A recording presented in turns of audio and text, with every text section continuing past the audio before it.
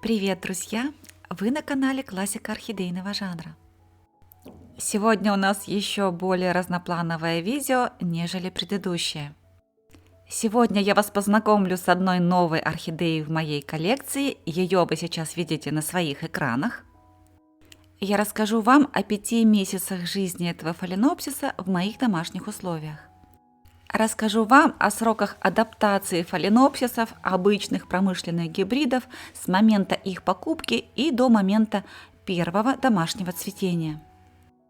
К слову сказать, именно первое домашнее цветение вы сейчас можете видеть на своих экранах.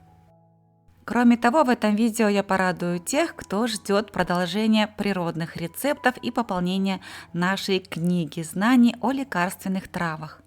Сегодня я расскажу вам просто о чудеснейшем растении, так сказать, средстве 2 в одном. Это растение поможет нам в нескольких вопросах по уходу за орхидеями. И по-прежнему для тех, кто не хочет смотреть видео целиком, в описании под видео и в первом закрепленном комментарии под ним я оставлю тайм-коды для того, чтобы вы могли перейти к любой интересующей вас части видео. Но, как всегда, обо всем по порядку. Начнем с самого начала, с покупки. Вот таким я увидела в первый раз своего Рауля в одном из строительных приморских магазинов французского происхождения.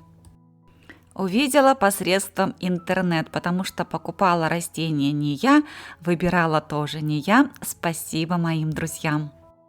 Как известно, выбор у нас невелик, и приобретать чаще всего приходится то, что есть. В данном случае у орхидей практически не было корней. Просматривался лишь один корень в субстрате и один внесубстратный, а листовая масса орхидей вместе с розеткой практически болталась в посадке. И вот в этом моменте я еще раз хочу обратить ваше внимание. При выборе орхидеи в магазине обращайте более пристальное внимание на ствол или стебель орхидеи вместе с листьями. Именно здесь сосредоточено здоровье орхидеи.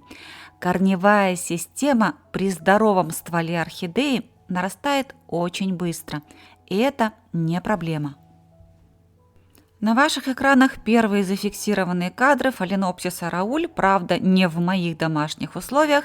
Съемку делает Наталья в городе Артем Приморского края. На ваших экранах последние числа ноября 2021 года. Ко мне фаленопсис попал не сразу, а только 12 декабря прошлого года. Как известно, декабрь и зима в целом не самое лучшее время для адаптации орхидей в наших домашних условиях. Чтобы орхидея адаптировалась быстро, конечно же, нужно приложить определенные усилия и создать определенные условия. Много раз я рассказывала и об этих условиях, и об этом уходе, и если вы вдруг в первый раз попали на этот канал, не поленитесь, пройдите в плейлист «Фаленопсис и вопросы по уходу» и тщательно изучите его. На примере этого фаленопсиса я расскажу вам, как в конкретно взятом случае я создавала условия и какой уход обеспечивала. С 24 сентября прошлого года по договоренности со зрителями я перестала пересаживать свои орхидеи сразу после покупки, хотя все предыдущие годы я всегда это делала. И вот уже на протяжении полугода я показываю вам несколько орхидей, которые прекрасно адаптируются, развиваются, растут и цветут в покупных субстратах, даже если это субстрат-убийца, то есть очень влагоемкое, кокосовое волокно, кокосовые чипсы и даже кокосовый торф. Для того, чтобы улучшить воздухообмен в таком влагоемком субстрате, я, как всегда, проделываю даже в покупном горшке огромное количество вентиляционных отверстий по стенкам горшка. Делаю отверстия очень аккуратно в тех местах, где не проходит корневая система. В данном случае делать отверстия можно везде, потому что, как вы видите, корневой системы в посадке практически нет. Как обеспечить достаточно хорошо развитую листовую массу фаленопсиса, если корней у растения практически нет? В данном случае в этом вопросе нам помогут внесубстратные корни, а точнее единственный внесубстратный корень орхидеи. Я опущу этот корень в воду и буду поить орхидею с помощью него. И если у вашей орхидеи не так много корней, обязательно воспользуйтесь этим очень действенным методом. Об этом методе создано отдельное видео, ссылку на него я тоже оставлю в первом закрепленном комментарии под видео. Для того, чтобы орхидея чувствовала себя в посадке более уверенно, ее необходимо зафиксировать в ней. Для этого вам подойдет любой большой камень. Всегда помните, чем лучше орхидея зафиксирована в посадке, тем активнее и быстрее она будет развиваться. Это важно.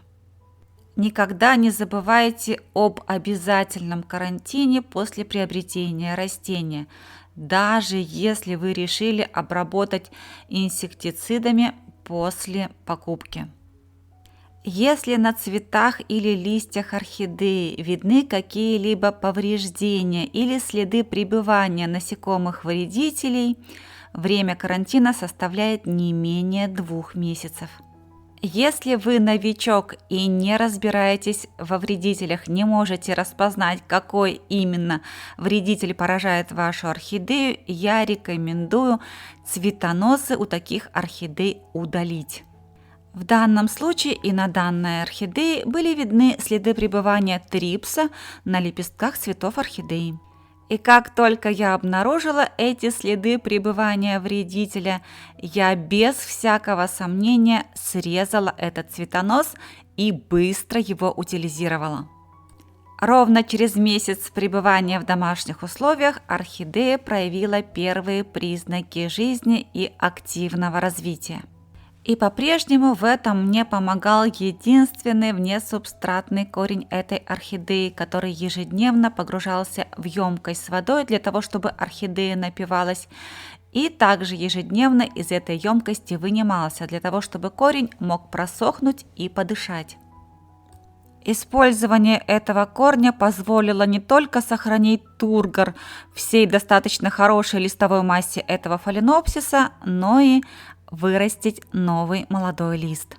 Таким образом, полная адаптация этого фаленопсиса к моим домашним условиям завершилась за 1 месяц и 1 неделю. Появились новые корни и новый молодой лист. На ваших экранах 18 января 2022 года. В рост пустилась не только листовая масса фаленопсиса, не только корневая система от ствола, но и корневая система в субстрате. Напомню, адаптация этого фаленопсиса проходит в самое холодное и самое темное время года. Но я еще раз вам напомню, что в природных условиях фаленопсисы не имеют периода покоя, а способны расти, развиваться и цвести круглый год. И если вы, приложив определенные усилия, создадите для своих орхидей условия близкие к природным, то ваши орхидеи будут расти и развиваться очень быстрыми темпами. Основным и самым главным условием для быстрого развития орхидеи является световой день правильной длины.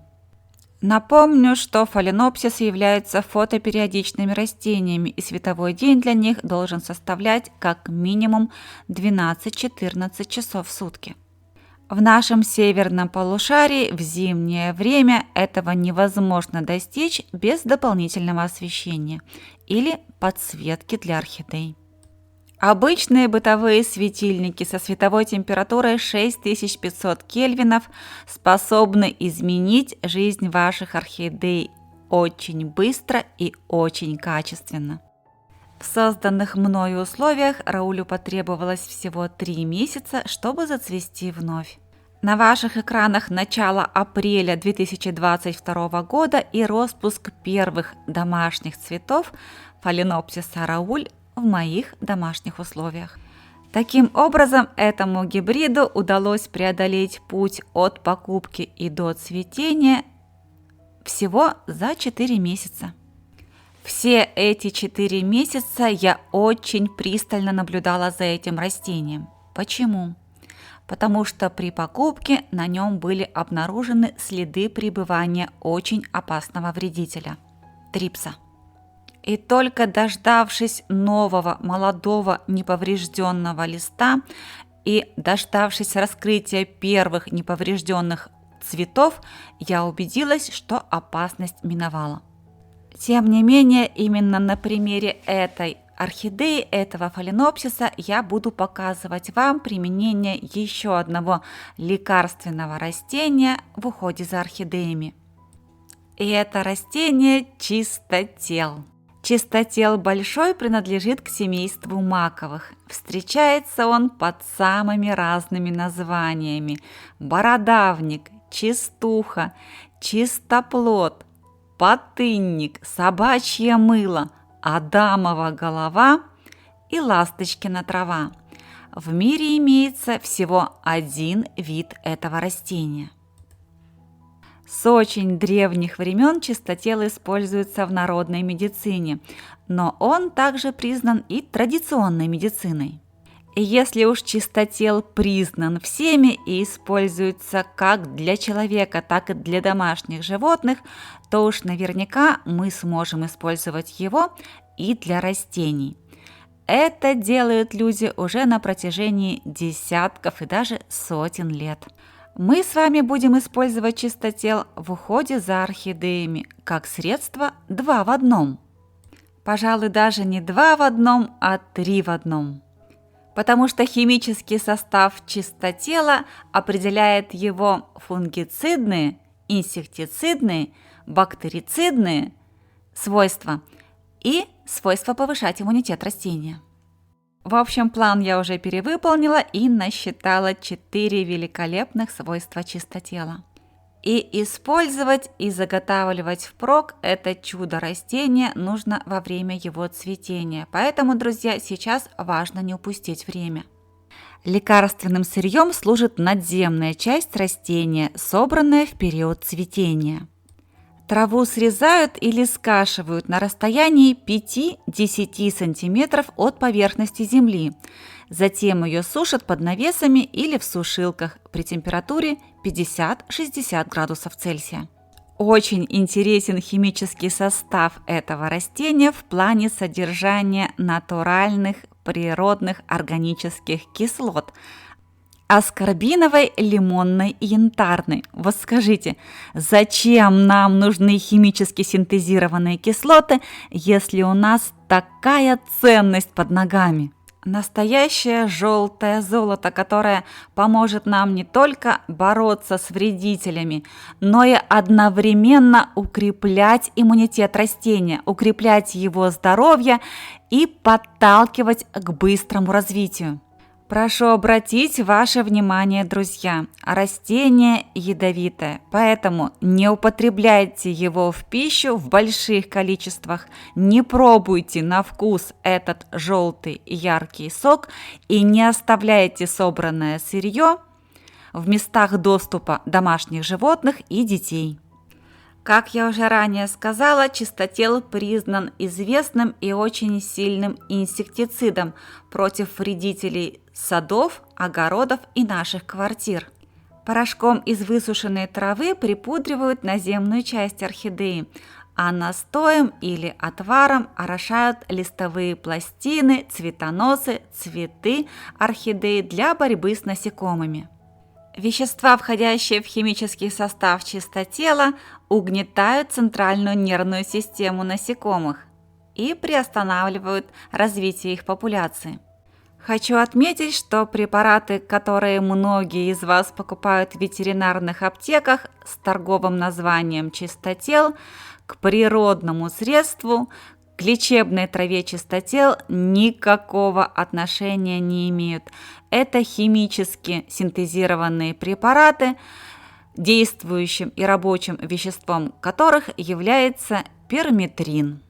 Сегодня я вместе с вами буду использовать траву чистотел на стадии бутонизации перед цветением для профилактической борьбы с вредителями и для активации орхидеи в весенний период. Я собрала траву чистотела и соцветие одуванчика для приготовления лекарственного настоя. Использовать буду зеленое сырье, не сушеное. Размер сырья примерно с женский кулак. Мою сырье, измельчаю его и помещаю в фарфоровую тарелку объемом пол-литра. Посмотрите, пожалуйста, какая доля сырья в этой тарелке, все остальное будет заполнено водой. Для изготовления настоя я использую кипяченую воду температурой около 70 градусов Цельсия. Я не использую кипяток, чтобы сохранить лечебные качества лекарственной травы. Накрываем чашку или тарелку любой крышкой или блюдцем и очень тщательно укутываем. При комнатной температуре настой будет готов ровно через сутки. Вот такого цвета получается готовый настой после того, как я убрала из него отработанное сырье. Для удобства наполнения пульверизатора я перелила процеженный готовый настой в маленький графин. Заполняем емкость пульверизатора настоем и приступаем к обработке.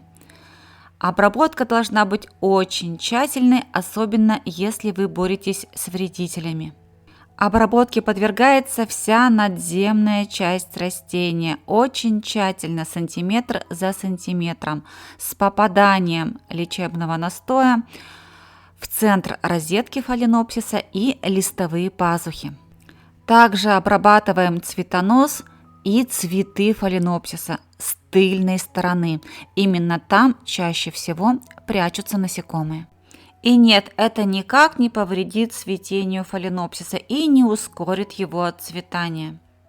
Я еще раз обращаю ваше внимание, что ни вода, ни лекарственный настой никоим образом не приводят к загниванию стволов орхидей, стеблей их и прочих частей. Если в ваших условиях это происходит, ищите другие причины, меняйте условия выращивания ваших орхидей, меняйте агротехнику, не пеняйте на воду, она ни в чем не виновата. Посмотрите, как буквально за считанные секунды лекарственный настой чистотела ушел из центра розетки фаленопсиса. А еще через несколько секунд в условиях сухого климата листовые пластины фаленопсиса будут абсолютно сухими. Как многие из вас знают, мои орхидеи еженедельно душуются и каждый день опрыскиваются. И это конкретно взятая орхидея тоже. И вы посмотрите, как за совершенно короткое время вырос тот листик, который недавно вы видели только появившимся из центра розетки. Вы посмотрите, каким здоровым, большим и красивым вырос этот лист. И все это несмотря на то, что в это же самое время орхидея развивала свою корневую систему, в том числе и от ствола, растила новый цветонос и распускала цветы. И все одновременно. Все это происходит так быстро и так стремительно, потому что я запускаю процесс С3 фотосинтеза в листовых пластинах своих орхидей. Это возможно лишь с использованием водных процедур душеваний и опрыскиваний. Пятимесячная история жизни этого фаленопсиса еще раз доказывает всем нам, что не субстрат определяет быстрое и качественное развитие фаленопсисов, а совершенно другие факторы. Много раз я вам говорила и повторю снова. Орхидея может расти в чем угодно, и даже без субстрата вовсе. Вы можете мне верить, вы можете мне не верить, а проверить. Это никак не изменит моего отношения к действительности. И еще один момент, который я упустила, о кратности обработок, если вы решите бороться с помощью настоя чистотела с вредителями. Понадобится минимум 4 обработки с интервалом от 3 до 5 дней. Все зависит от температуры в помещении, в котором содержатся орхидеи. В дальнейшем можно продолжать обрабатывать орхидеи настоем чистотела в течение месяца с интервалом в неделю. Чистотел можно использовать как самостоятельно для приготовления настоя, так и в сборе с другими лекарственными растениями. В последние дни я все чаще и чаще показываю свои орхидеи на открытом балконе, и возникают вопросы. В частности, вопрос, как я приучаю свои орхидеи к открытому солнцу. Делаю я это очень планомерно и медленно. Каждый день я выношу свои орхидеи на открытый балкон и оставляю их там на 15-20 минут. Ежедневно время пребывания на балконе увеличиваю. И нет, друзья, я не оставляю свои орхидеи на открытом солнце, когда температуры зашкаливают. Точно так же, как вы не сможете лежать на солнцепёке при температуре 35 градусов и выше, вы просто сожжете свою кожу. Точно так же и орхидеи не будут находиться в полуденное солнце на открытом балконе, если температура будет выше 35-38 градусов. К счастью, во Владивостоке такие температуры крайне редки, и мои орхидеи большую часть лета могут находиться на открытом балконе, на открытом солнце без притенения. Гораздо страшнее солнца для моих орхидей ветер. Ветра у нас чрезвычайно сильные, и именно благодаря ветрам мои орхидеи неоднократно пускаются в полет. Но это, как говорится, совсем другая история. А в завершении этой истории я еще раз напомню вам, что сейчас и еще где-то месяц самое время заготовить чистотел впрок. Чистотел в сухом виде сохраняет все свои свойства и качества в течение 3 лет. Размолов порошок, им можно припудрить орхидеи профилактически. Заварив в виде настоя, можно использовать опрыскивание. На зуб не пробовать, детям и животным не давать. Входящие в состав чистотела витамины, микро- и макроэлементы, а также органические кислоты – аскорбиновая, лимонная, яблочная, янтарная – окажут необыкновенно благотворное действие на развитие ваших орхидей, особенно в этот активный весенний период. Не пренебрегайте тем, что дарит нам сама природа. А я в свою очередь напомню вам, что 22 минуты вы провели на канале «Классика орхидейного жанра». И если вам понравилось это видео, если вы захотите вернуться на канал вновь, поставьте, пожалуйста, пальчик вверх под видео, подпишитесь на канал, если раньше вы этого не сделали, жмите на колокольчик, чтобы первыми получать уведомления о выходе новых видео. И оставайтесь со мной, ведь впереди у нас много интересного.